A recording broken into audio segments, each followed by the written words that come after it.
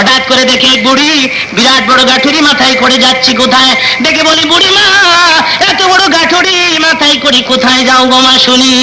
বুড়িকে আশ্চর্য, যুবক তুমি কি দেশের অধিবাসী নও? ঘুমিয়েছিলি তুমি কি শোনো নাই আব্দুল্লাহর পোলা মোহাম্মদ মক্কানগর দখল করে ফেলেছে, 10,000 সৈন্য নিয়ে হামলা চালাইছে, তুমি কি ঘুমিয়ে উঠলে নাকি? নবী আমার ডেকে বলে বুড়ি মা আব্দুল্লাহর পোলাকে জীবনে কোনোদিন দেখছনি? বুড়ি কয় বাবা মক্কার থেকে হিজরত করে মদিনায় গেছে, 10,000 সৈন্য নিয়ে মক্কার পরে হামলা চালাইছে। মক্কার সাথে সাথে লোকেরা আব্দুল্লাহর পোলার বয়ে পাহাড়ের গুহায় আশ্রয় নেয়, বাপদাদার ধর্মের পরে চুনকালি মারছে। হের চেহারা আমি দেখবো, ভাল লাগে হের চেহারা না দেয় বাবা। বলেন গোটা মক্কানগর তখন হুজুরের হাতে, চোখের ইশারা করলে দুলির সঙ্গে মিশে যাবে।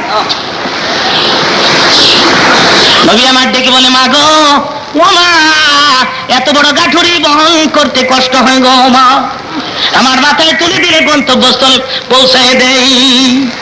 আর বুড়ি মনে মনে ভাবে এমন মানুষ তো আমার কেন ঘরে কোনোদিন দেখি নাই। বুড়ি কই বুঝেছি আমার গাঠুরি বহন করি তুমি কিছু পয়সা চাইবে, এমটি পকেট বোধ হয়। নবী আমার ডেকে বলে বুড়ি 1 পয়সা আমাকে দিতে হবে না, পয়সা ছাড়া নিতে পারো। এবার সাধারণ বিদ্যা মহিলার গাঠুরি রাহমাতুল লিল আলামিনের মাথা। বুড়ি আগে আগে যায়, হুজুর পেছনে পেছনে যান। পাহাড়ের গুহার কিনারে যায় বুড়ি ডাক দিছে তোরা কারা রে? আব্দুল্লাহর পোলার ভয়ে আমি পাহাড়ের গুহা আশ্রয় নিতে আসছি। একজন গুহার ভেতর থেকে বের হয়ে ডেকে বলে বুড়ি গো যে মোহাম্মদের ভয়ে ঘর চাললাম, এই মোহাম্মদের মাথায় গাঠুরি দিয়ে কোন সাহসে পাহাড়ের গুহায় দাঁড়াইবি?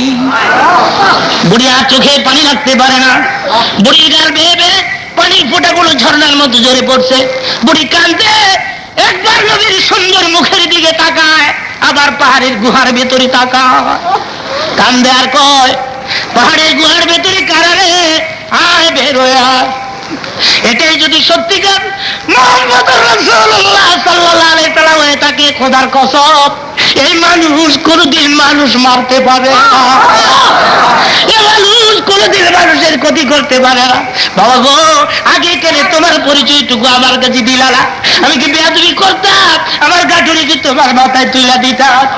তুমি নিশ্চয় পয়গম্বর, মুহূর্ত দেরি নয় আমারে পড়াই দাও লা ইলাহা মুহাম্মাদুর রাসূলুল্লাহ।